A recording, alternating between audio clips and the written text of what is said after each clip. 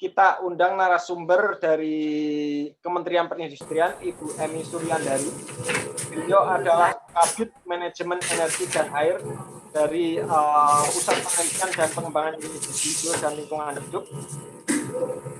Beliau lulusan Teknologi Manajemen dari University of New South Wales tahun 2001. Silakan, Ibu. Baik, terima kasih Pak Hendro, Pak Haryanto, selamat pagi. Assalamualaikum warahmatullahi wabarakatuh. Bagi yang lainnya juga saya ucapkan selamat pagi. Mau bertanya, ini nanti screen-nya akan di-share dari host atau kami sendiri? Dari Ibu boleh atau dari host boleh. Silakan, Ibu. Oke, baik. Saya coba dari saya saja.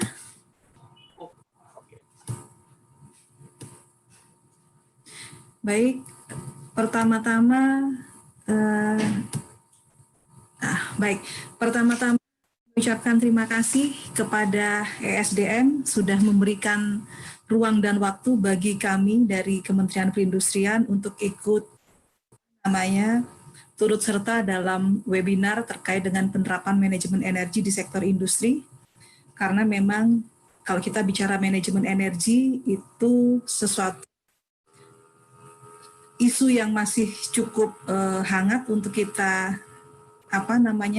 kita dorong bagi teman-teman industri untuk melakukan, dan juga masa depan industri sebetulnya memang mau tidak mau memang mereka harus menerapkan manajemen energi untuk bisa daya saingnya. Jadi itu satu hal yang harus kita berikan penekanan di situ. Kemudian juga kedua, sekedar koreksi saja Pak Hendro, kami dari Pusat Industri Hijau, kebetulan kami adalah untuk bidang manajemen dan fasilitasi industri hijau, Pak Hendro. Jadi nomenklaturnya tadi mungkin nomenklatur sudah lama, kalau nomenklatur kami yang baru adalah untuk manajemen dan fasilitasi industri hijau. Tapi nggak apa-apa, sama teman sendiri boleh agak sedikit salah-salah sedikit boleh kok. Kemudian juga kami ingin menyapa juga sebelumnya Pak Beni, kemarin kita baru ketemu ya Pak, sekarang kita bertemu lagi di sini. Kemudian tadi saya juga lihat ada di daftar itu ada Pak Diki, kemudian ada beberapa perwakilan dari industri yang saya lihat, ada dari PT SBI, tadi ada Ibu Lena, kemudian juga ada dari kimia. Jadi banyak juga industri yang hadir di sini. Nah, mungkin bisa saya mulai sebelumnya. Perkenalkan diri saya dulu untuk yang belum pernah kenal dengan saya atau belum pernah bertemu dengan saya. Nama saya Emy Suryandari, saya di Kementerian Perindustrian. Kebetulan memang salah satu tanggung jawab yang harus kami lakukan adalah tentang terkait manajemen energi. Jadi betul-betul sejalan dengan program nasionalnya dari Kementerian ESDM, karena kami dari industri tentunya ingin juga ikut berperan serta dalam penerapan manajemen energi khususnya di sektor industri. Mungkin sebelum kami mulai, Pak Hendro dan Bapak Ibu sekalian, kami coba untuk sekilas saja menerangkan tentang kinerja sektor industri, terutama dikaitkan dengan masa yang cukup berat, yaitu masa COVID selama hampir kita sudah bulan kelima. Jadi ini juga sudah saya paparkan sebelumnya, tapi mungkin sebagian besar dari Bapak Ibu belum pernah ada yang melihat kita tuh sebetulnya performa kita seperti apa. Jadi bisa kita lihat di gambar ini Bapak Ibu bahwa telah terjadi suatu kontraksi yang cukup dalam kalau kita bandingkan kondisi industri di triwulan 1 2020 dengan kinerja industri di triwulan 1 tahun sebelumnya 2019. Kita bisa lihat di situ yang warna kuning itu adalah pertumbuhan ekonomi 2,97 dan yang di bawahnya adalah industri pengolahan. Jadi karena secara nomenklatur di Indonesia pembagian kalau untuk kita bicara industri non migas itu memang ada di kami, sedangkan untuk industri migas ada di Kementerian ESDM. Biasanya Pak, Bapak Ibu, yang namanya growth industry itu selalu berada di atasnya pertumbuhan ekonomi. Kali ini memang kita agak sedikit mengalami suatu guncangan yang hampir selama beberapa dekade ini memang kita agak mengalami penurunan sehingga kita berada di bawah ekonomi, tapi sebetulnya secara overall sektor manufaktur itu adalah tetap yang paling tinggi dibandingkan dengan sektor-sektor yang lainnya. Jadi ini potret kita bahwa memang kita ternyata harus berhadapan dengan growth contraction yang cukup dalam, dan ini kita semua bukan hanya perindustrian tapi juga termasuk Kementerian DSDM untuk bisa mensupport industri supaya bisa mengalami pertumbuhan industri minimal kembali sama seperti triwulan sebelumnya di tahun 2019. Ini adalah gambaran beberapa industri. Lihat di sini angka-angkanya selama triwulan 1 2020, jadi bulan Januari Maret akhir, kita melihat bahwa ada beberapa industri yang ternyata tetap tumbuh, bahkan tumbuh di atas pertumbuhan secara total, seperti industri kimia, farmasi. Ya jelas farmasi tentu sangat meningkat permintaannya. Kemudian ada juga industri alat angkutan, industri kertas. Nah, itu mereka masih cukup bertahan. Akan tetapi data juga menunjukkan bahwa ada industri yang mengalami minus pertumbuhannya, dalam arti mereka tidak.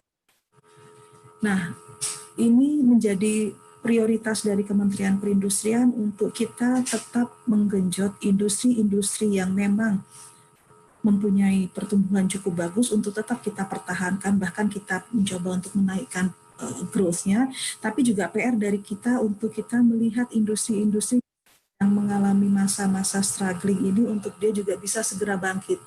Nah, memang di sini ada beberapa fasilitas-fasilitas disiapkan oleh Kementerian Perindustrian, oleh pemerintah juga untuk mendukung industri-industri ini supaya segera bangkit. Karena bagaimanapun juga industri adalah menjadi salah satu mesin penggerak ekonomi, seperti yang tadi saya sampaikan bahwa persentase kontribusi terhadap PDB paling besar itu adalah industri manufaktur. Ini gambaran Bapak Ibu, kita mencoba membuat pemetaan industri yang terdampak COVID.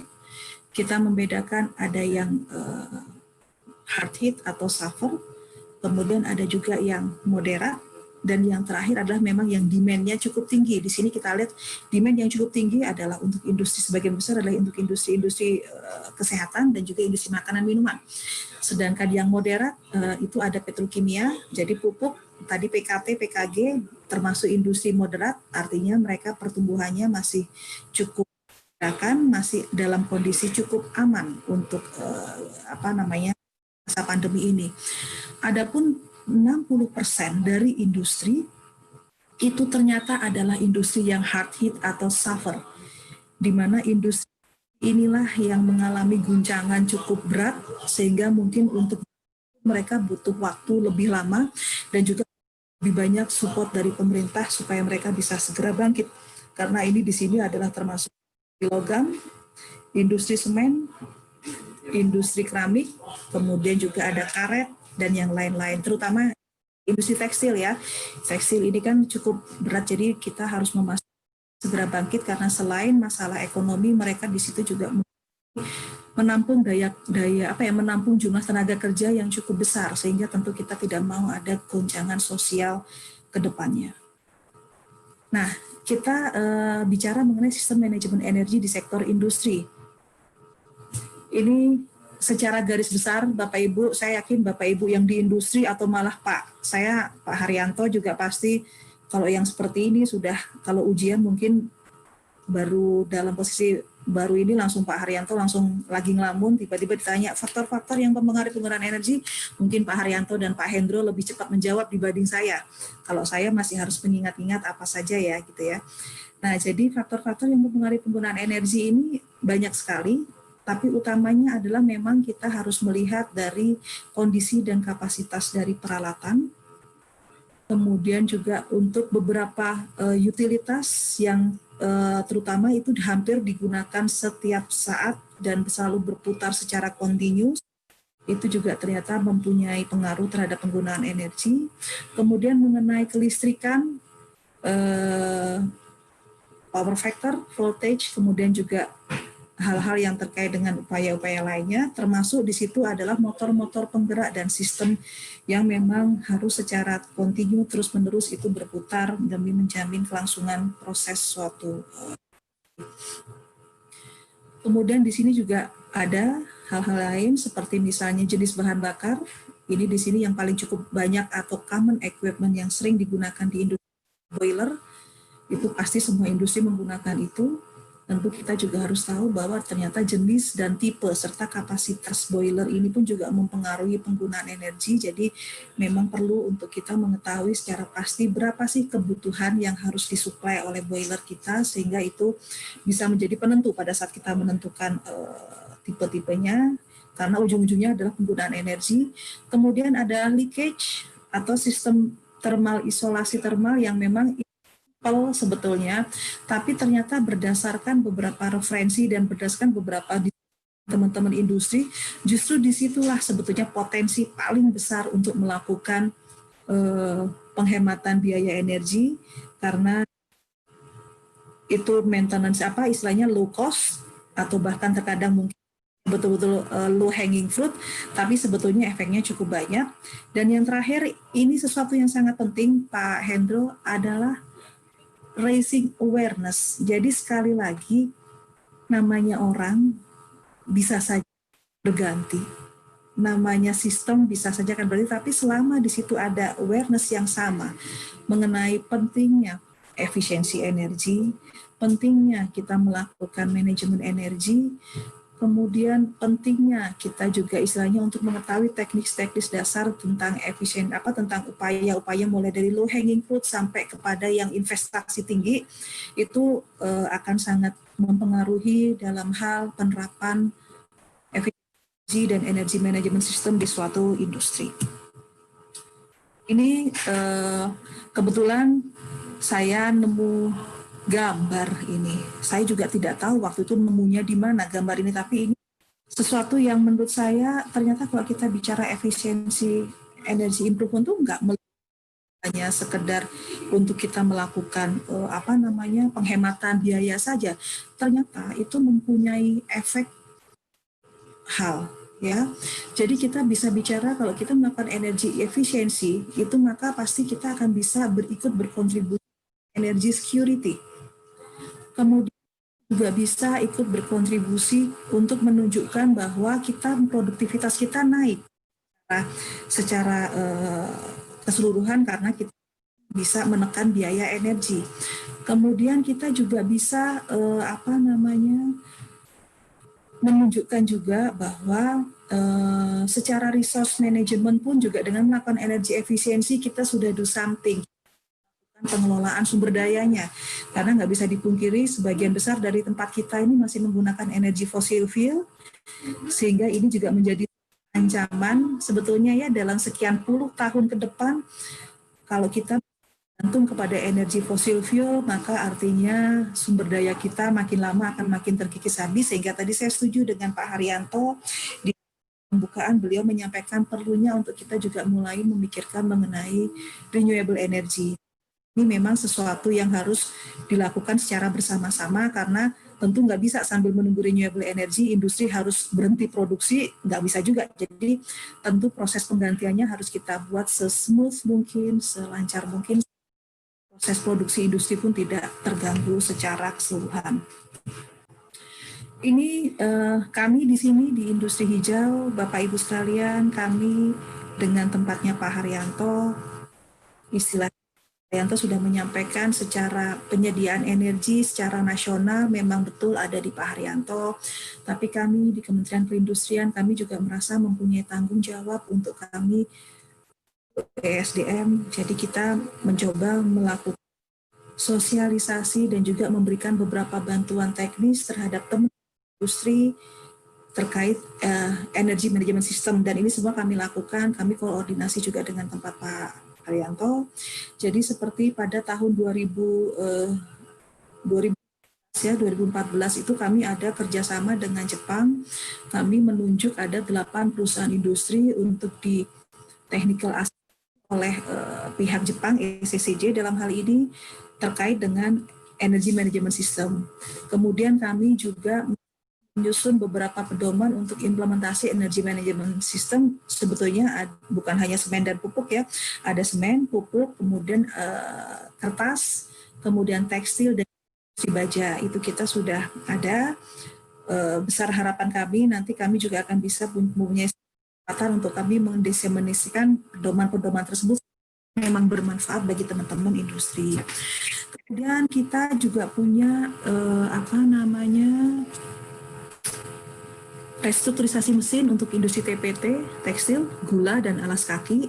Kenapa di 3 sektor ini? Karena memang nggak bisa kita pungkiri, gula itu mesinnya sudah cukup tua sekali usianya, sehingga memang perlu untuk disupport oleh pemerintah untuk restrukturisasi.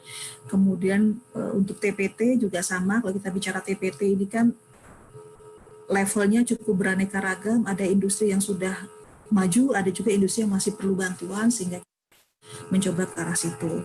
Dan yang saat ini sebetulnya kita kerjakan sudah tahun ini adalah kami mencoba memapping, Bapak Ibu. Kami mencoba memapping untuk potensi penerapan energi manajemen sistem di sektor semen dan pupuk. Jadi kita sudah mencoba mapping karena kami sebetulnya dapat PR dari dari Pak Haryanto nih, kemampuan industri untuk melakukan energi manajemen ini berapa persen sih yang bisa dilakukan. Nah, angka itu kan tentunya suatu angka yang harus kami cermati dengan baik, harus pastikan bahwa memang angka itu adalah angka real yang terjadi, sehingga kami dengan cukup penuh kehati-hatian sudah hampir 2 tahun mencoba memapping itu, nanti sehingga kita tahu juga di mana sih letak-letak titik-titik tertentu di dua industri itu yang memang bisa ada potensi cukup besar untuk dijadikan sebagai indikator untuk efisiensi penerapan energi manajemen sistem di industri semen dan pupuk. Ini angka. Saya tahu Bapak Ibu kalau yang dari industri pasti ini saya sudah sangat hafal sekali. Kadang kalau kita bicara mengenai efisiensi energi atau kita bicara mengenai energi sistem, selalu ada pertanyaan dari Bapak Ibu, benefit apa sih yang kita peroleh, Bu, kalau kita melakukan misalnya energi manajemen sistem? Atau benefit apa sih, Bu, kalau kita ikut penghargaan industri hijau? Nah, ada satu benefit yang itu terjadi dengan sendirinya pada saat Bapak Ibu melakukan efisiensi energi atau energi manajemen sistem, itu adalah adanya cost saving. Itu otomatis terjadi, nggak perlu nunggu dari pemerintah untuk memberikan insentif, itu akan terjadi dengan sendirinya. Hanya saja memang kalau harus dibandingkan dengan biaya, ya, jadi dengan biaya yang dikeluarkan, apakah itu cukup apple to apple atau tidak, mungkin di situ yang perlu penelaahan lebih lanjut. Tapi intinya sebetulnya di situ Bapak Ibu sudah mendapatkan efisiensi biaya. Jadi kita kebetulan punya program setiap tahun. Kalau tadi Pak Hendra nyebut tentang Subroto Award, kami nyebutnya tentang industri hijau, tapi memang ruang lingkupnya berbeda, Pak, ya. Jadi kalau Subroto Award kan memang kita bicara energi dan juga inovasi dari teman-teman industri, itu cukup bagus. Cuman sayang tahun ini nggak ada ya, Pak. Padahal itu sesuatu yang sangat saya sudah sangat antusias banget tiap ketemu teman industri, saya selalu bilang ikut deh Subroto Award, ikut Subroto Award, karena memang cakupannya adalah terkait energi. Semoga tahun depan kita semua bisa melakukan, karena tahun ini industri hijau juga nggak ada, Pak. Waktunya sudah tidak mungkin, jadi tahun depan baru akan kita lakukannya. Dari data kita di tahun 2019, Bapak Ibu, ini data kami 149 perusahaan industri yang ikut penghargaan industri hijau tahun kemarin, itu ternyata di tahun 2019 penghematannya tuh bisa mencapai 3,5 triliun. Ini tentu angka yang cukup besar, dan ini kita baru bicara 100, nggak nyampe 10 perusahaan loh. Ya, karena memang industri hijau masih belum wajib, masih voluntary, jadi memang datanya seperti itu. Jadi bisa kita bayangkan sebetulnya ini 3,5 dari sisi uang. Terus dari sisi mengenai security atau bukan security ya, mengenai persediaan atau manajemen untuk efisiensi sumber daya, efisiensi dari persediaan ataupun cadangan bahan bakar fosil kita hitung juga sebetulnya. Jadi mungkin yang tadinya awalnya hanya akan berakhir di tahun 2050 misalnya, mungkin dengan teman-teman ini melakukan manajemen energi dan efisiensi energi mungkin akan bisa lebih lama lagi gitu loh. Jadi itu hal-hal yang memang harus mulai dimasukkan ke sebagai suatu pertimbangan pada saat kita bicara kebijakan energi nasional, bahwa kita tidak hanya melulu bicara mengenai persediaan itu sampai kapan, tapi kita juga bisa bicara kalau ada intervensi energi manajemen atau efisiensi energi atau pemanfaatan bahan bakar terbarukan, maka usia dari bahan bakar fosil ini akan bisa bertambah berapa lama. Jadi ini menjadi sesuatu daya tarik juga yang harus dipikirkan oleh kita semua, bahwa bahan bakar fosil kita mau bagaimanapun juga akan habis juga gitu ya. Nah, ini tadi nyebut penggunaan energi baru dan terbarukan.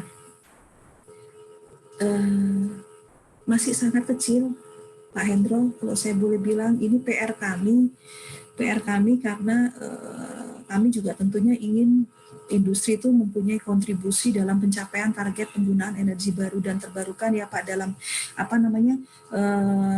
energi mix itu loh, itu harus seperti itu. Nah, jadi kami setahun ini kami mencoba untuk sebetulnya mencari tahu kira-kira kalau kita bicara, oke lah kita sudah dengar banyak sebetulnya dalam hal penggunaan EBT, tapi kami masih mencoba melihat ada optimisme di situ kan. Kalau kita bicara mungkin industri ya nggak harus sampai yang sebesar apa ya insiden untuk penggunaan energi baru terbarukan, tapi mungkin ada beberapa hal yang memang bisa digunakan. Di sini masih potensi yang cukup besar kan adalah biomass. Kalau kita bicara biomass itu tentu hambatannya adalah mengenai supply dan juga price. Terkadang harganya floating ya. Kalau di teman industri suka bilang suka rebutan Bu sama industri yang lain. Nah, yang kedua limbah industri itu juga sebenarnya potensinya cukup besar, dan di sisi lain sebetulnya pemerintah juga saat ini punya masalah dengan limbah industri yang sudah cukup menumpuk ya, akan tetapi ada gap-nya dalam hal ini adalah ada suatu harus ada harmonisasi kan Pak Hendro. Jadi mungkin nanti kalau dari ESDM itu karena industri ini cukup tinggi penggunaannya, mereka mampu kok untuk industri, tapi memang ada hal-hal yang kemudian seolah-olah membuat mereka bergeraknya tidak bisa cepat. Nah, kalau yang lagi trending ini memang solar cell. Solar cell itu semuanya lagi trending ke arah situ, jadi tentu kita juga bisa melihat ini sebagai suatu peluang untuk supaya angka di sekitar situ saja tapi bisa dinaikkan lagi lah nantinya. Nah, kenapa sih harus ada sistem manajemen energi? Saya kemarin tertarik, saya masih ingat Pak Haryanto waktu seminggu kemarin, Pak Haryanto itu menyatakan bahwa secara garis besar, mohon maaf kalau saya salah Pak, bahwa inti dari sistem manajemen energi itu pelaksanaan adalah mengenai satu adalah mengenai teknologi, dilakukan melalui teknologi, dan yang kedua adalah melalui perubahan mindset. Jadi itu adalah sesuatu hal simple sebetulnya, tapi ternyata dalam pelaksanaannya ada beberapa hal yang harus diperhatikan. Nah, kalau kita bicara sebetulnya sistem manajemen energi itu, yaitu yang saya sampaikan, ini sesuatu lifestyle yang ini sudah harus menjadi kebutuhan dari teman-teman. Dan saya lihat banyak juga kok Pak teman-teman industri yang sudah mulai secara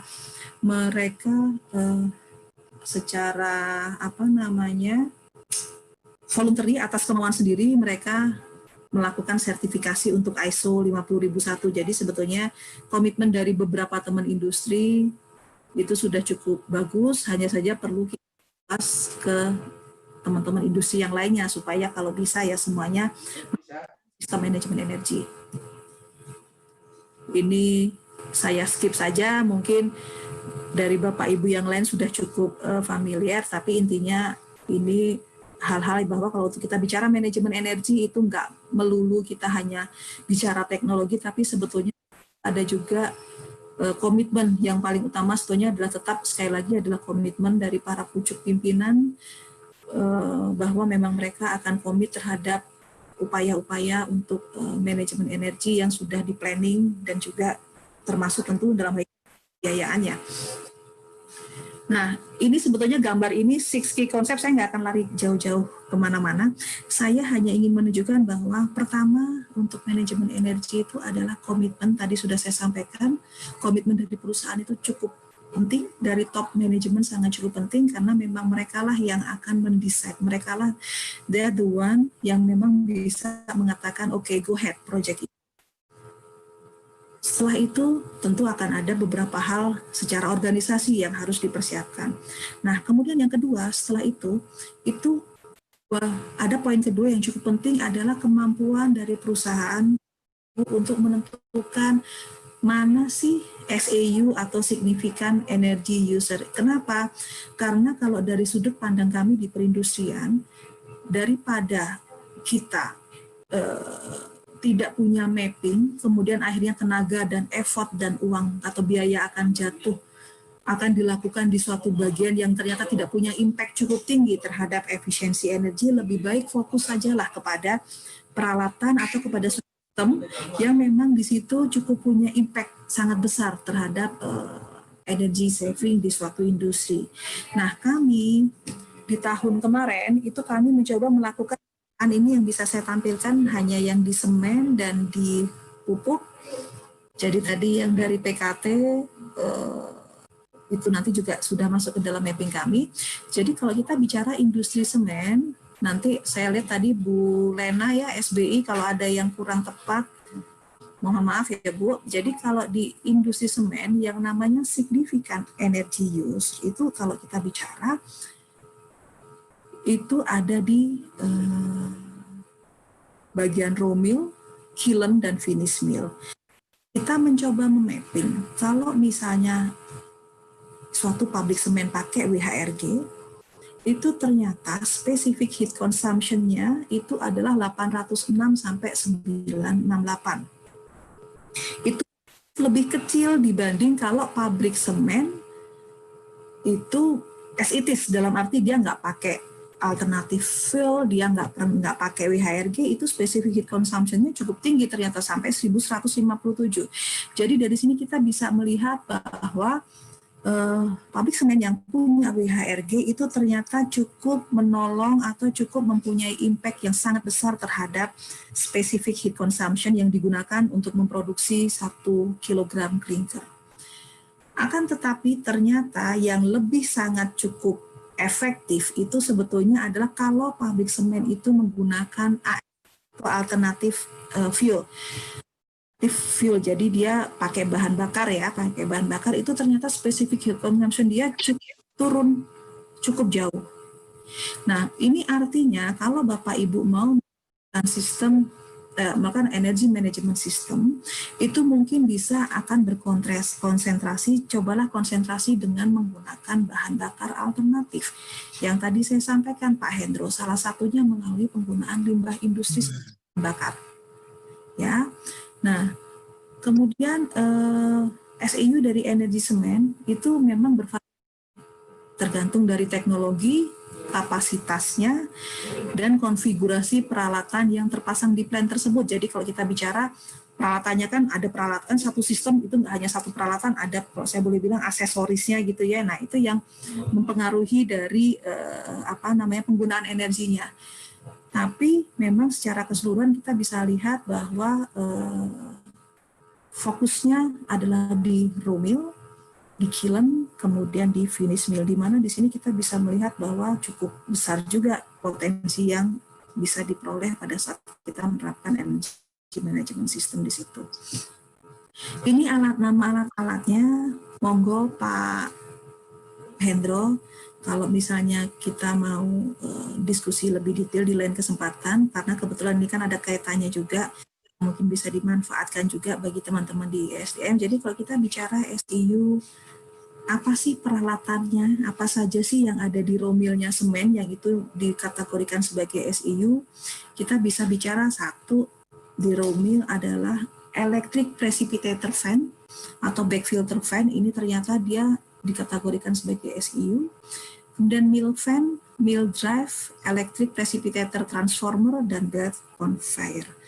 Kemudian kalau di kiln, nah kiln ini ratunya industri semen, maksudnya ratu dalam hal pemanfaatan energi paling besar itu ada di sini. Sama, mereka juga EP fan, kemudian air quality control fan, kiln drive, kompresor, dan pompa. Untuk SEU, finish mill itu Minum. Untuk SEU di area Sini, minum.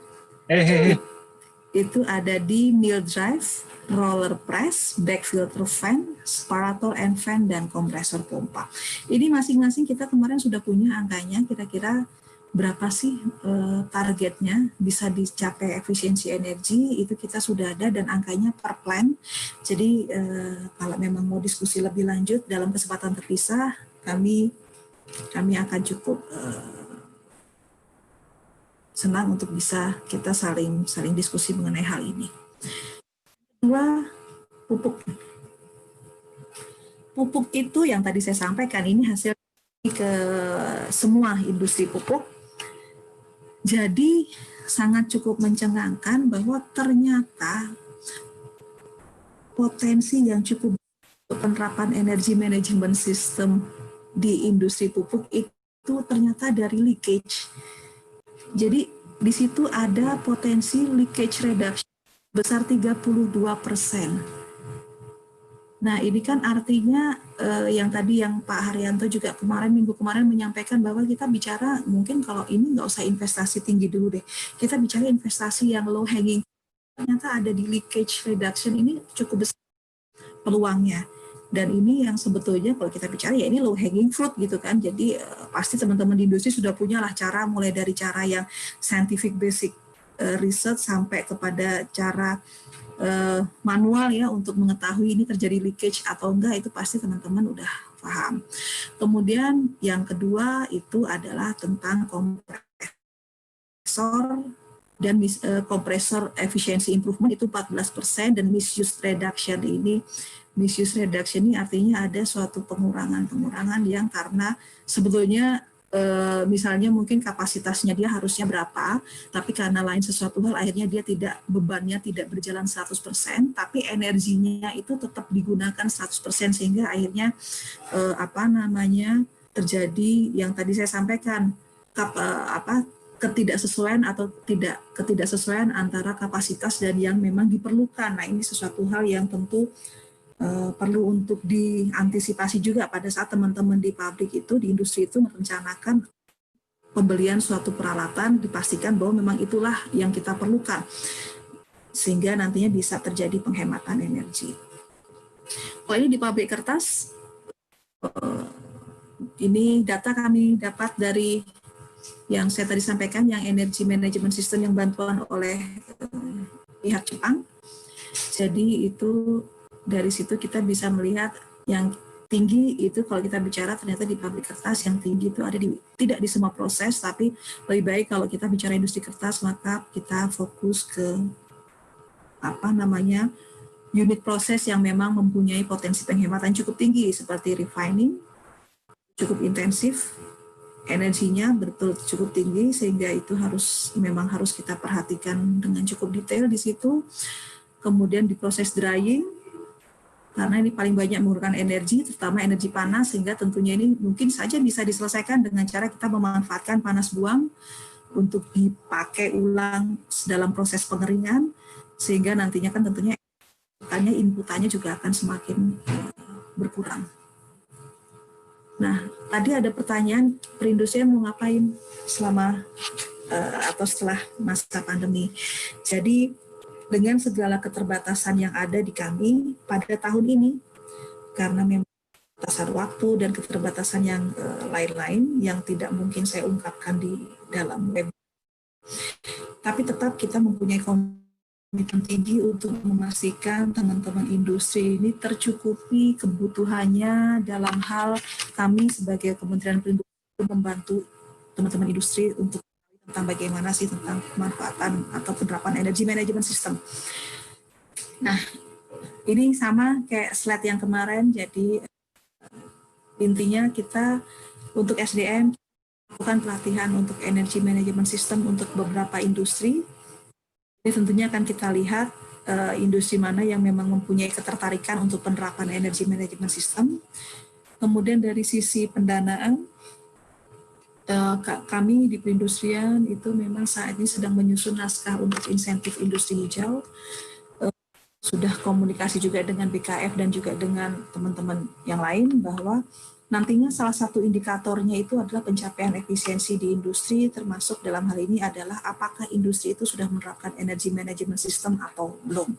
Jadi mungkin kami laporkan juga Pak Haryanto, di dalam salah satu standar, salah satu penilaian industri hijau kami, itu di situ ada salah satu nilai, jadi industri sertifikat apa saja. Kami sudah memasukkan untuk kalau industri itu punya ISO 50001, maka dia akan menjadi punya poin tersendiri, poin tambahan karena dia sudah punya ISO 50001. Jadi tentu itu kami harapkan bisa mendorong teman-teman industri untuk lebih segera mempersiapkan diri, nggak usah ke ISO-nya dulu deh, tapi menerapkan energi manajemennya sistem dulu ya, karena kalau mungkin ISO mungkin ada banyak pertimbangan, apalagi dalam kondisi saat ini, kami cukup memahami, tapi yang penting action-nya saja dilakukan untuk secara nyata menurunkan atau meningkatkan efisiensi energi. Nah, yang terakhir adalah terkait kebijakan. Kebijakan kita akan tetap melanjutkan menyusun guidelines terkait energi manajemen sektor industri, kemudian juga kita ada beberapa yang perlu untuk kita replikasi terkait dengan upaya efisiensi energi, itu nanti akan kita informasikan, kita susun dalam suatu technical guidance buat teman-teman industri. Kemudian kedua adalah penyusunan peraturan Menteri Perindustrian terkait manajemen energi. Ini adalah salah satu amanah yang ada di Undang-Undang Nomor 3 Tahun 2014 tentang perindustrian, bahwa kami harus menyusun manajemen energi, perusahaan wajib menerapkan manajemen energi, tapi sampai saat ini kita masih dalam posisi on hold. Dan yang terakhir adalah penyusunan profil pemanfaatan EBT di sektor industri, yang tadi saya sampaikan Pak Hendro, potensinya cukup besar, peluangnya juga sebetulnya ada, jadi supply ada, demand ada, tapi masih ada gap, yang ini yang harus kita pemerintah kerjakan bersama supaya kita bisa meminimalkan gap tersebut sehingga supply dan demand akan bisa bertemu untuk mencapai target energi mix yang ada di peraturan kita. Ini sekilas Ibu mengenai beberapa hal yang bisa dimanfaatkan, bisa dilakukan terkait efisiensi energi. Nanti tinggal kita lihat saja apakah ini ada yang masuk atau bukan, sehingga itu bisa dijadikan fokus bagi Bapak Ibu. Ini di sini ada 8, semen, baja, pupuk, kaca keramik, industri kimia, industri tekstil, dan industri makanan minuman.